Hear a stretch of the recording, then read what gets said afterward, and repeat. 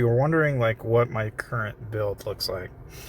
I basically have the dazzle stun method of disarm, and then I'm using 100 slashes, which sounds odd, but the reasoning for using it is really straightforward in that it's giving you 5,000 damage and then basic attack damage res, and then 0.5% of the attack based on current HP for 5 seconds, which is a pretty massive boon, I think, for what you're going to gain out of it. Now, you could use Blitz Assault if you'd like. You can use Blade Pierce. I used Wild Gust for a while. The only reason I swapped from using Wild Gust to 100 slashes is just the damage gain is a lot larger. And then obviously because you're getting a 0.5% attack bonus, I feel like that's, a little helpful. Now you could conceivably go down the Blade Pierce route, and I feel like the damage on that is pretty comparable. I mean, you're getting 19 turns to it, so it's not a bad option. I mean, you could just as easily swap to anything, but the main thing I like about this is that it gives you 20% basic attack damage rest, which when you're trying to tank out marches and attacks, you can either make them die faster or you can either try to live longer. In my case, I'm just approaching it as, okay, I'm going to tank more basic attack hits to try and get down the rounds faster. But if I was doing more like a PvP build, or if I was going to go for a little bit more of a heavy hitting class, I'll probably throw Blade Pierce in that equation a lot faster. That said, I am awakened, so there's also that element to it as well. Of course, I can show you the PAL mix that I'm using as well as what my stats look like. So my PALs, I'm currently using the Righteous Banana, I've got Benny in here, I've got Chicken Hood, Hero Bird, and then I'm using Treasure Dragon.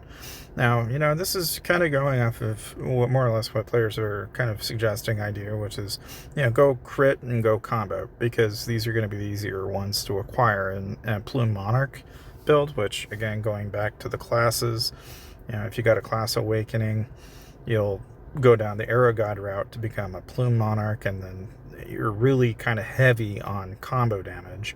So what you do is you go into your prayer statue and set them all to combo, and then you just try to get as many high rolls on your combo damage as possible, and that's really all you need to do. So, of course, that also requires having a lot of time spent in the farm, so you're going to pretty much rinse and repeat most of your effort in this. That's really about all you're going to do. And I'm not saying that's the only way to do it.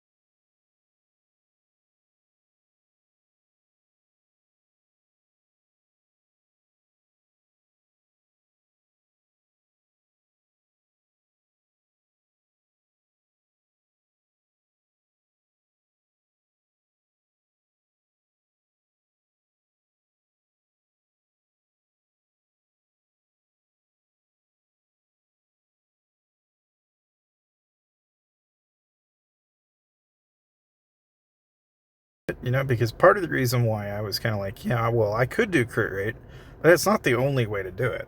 Crit rate might be the easy answer because you just get a lot of basic attack hits, and so they're just leveraging the fact that crit damage and basic attack do pop off pretty frequently because of the combos and such. It's just like a kind of a natural boon to what you've already got, but it's not the only angle you could approach this with.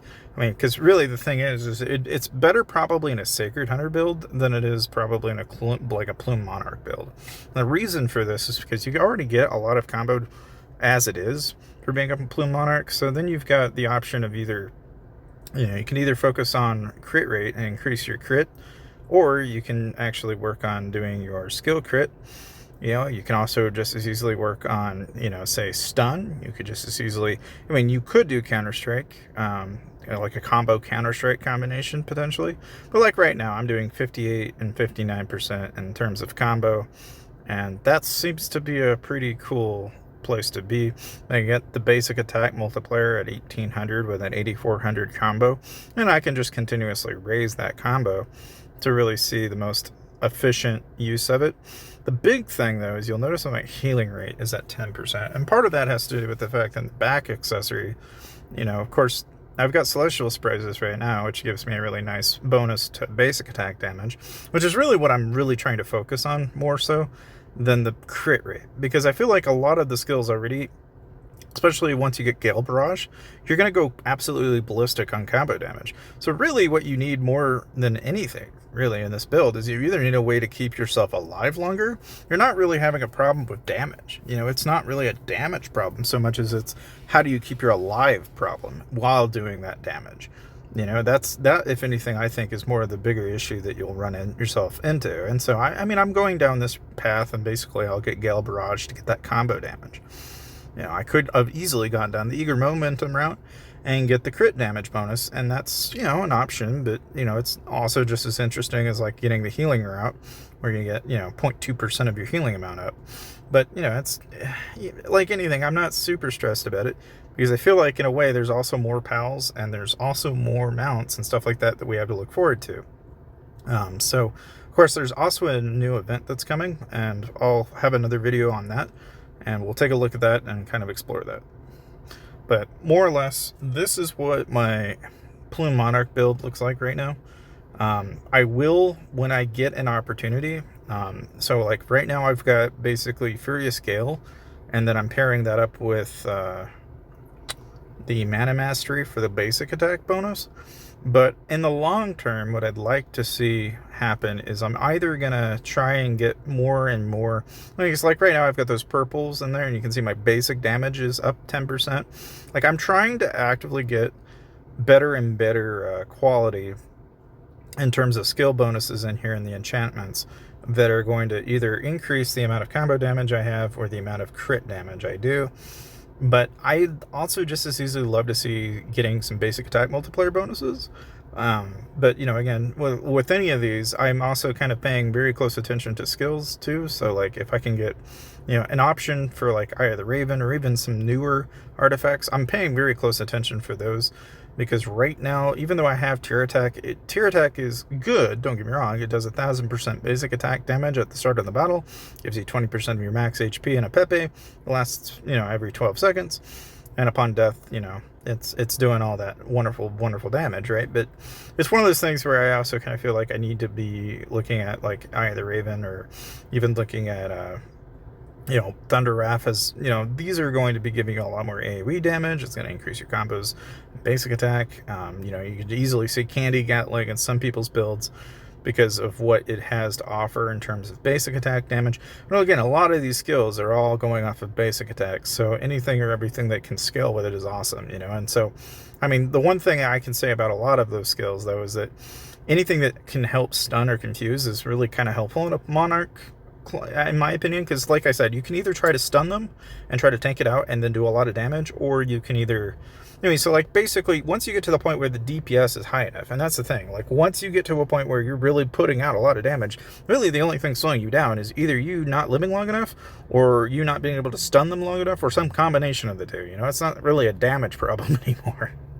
You know, so I'm using Round Peppy because I really do kind of like Round Peppy, and the fact that every time I defeat an enemy, I'm getting a 15% attack boost. But if it's a boss or a player, then I'm getting a stun that lasts an additional second, which is stupid good. Like, that's really, really helpful. I'm not going to say that it's, like, the best possible choice here, because if you got, like, Magic Carpet, I mean, people have probably already picked up on this, but it's like, if you cast you know, the skill 6 times, you can restore full energy to one random skill. And that skill could be anything from, like, Clone Strike to 100 Slashes or what have you. You know, it's that could be stupid overpowered if used in the right way in a build. You know, so it's by no means the best possible mount and slot. But like anything, I'm trying to get through it as much as I can. You know, of course, this is what I have for relics. And I'm kind of trying to poke around with this because, again, I don't really have any morphic, you know, benefits here at all. And I'm only really having it in there mainly in slot because I'm planning on eventually getting Octopus. And then the one I would probably move out would probably be Benny. in favor of probably getting that combo damage as opposed to getting crit. Now, I don't know. I mean, I might just easily decide that maybe instead of going basic attack crit, maybe instead of doing that, I modify it in favor of combo. I'm not really sure what's going to make more sense there until I really reach that point. But at this point, I've already got a round pup, an electric pup, so I'm missing only a couple more immortals, and then once I've got those, I'm pretty much gold. But no, needless to say, that's pretty much it for the build as far as what I've got for the Plume Monarch so far. If you have any questions, feel free to let me know in the comment section below, and thank you guys for watching, and I'll see you guys next time.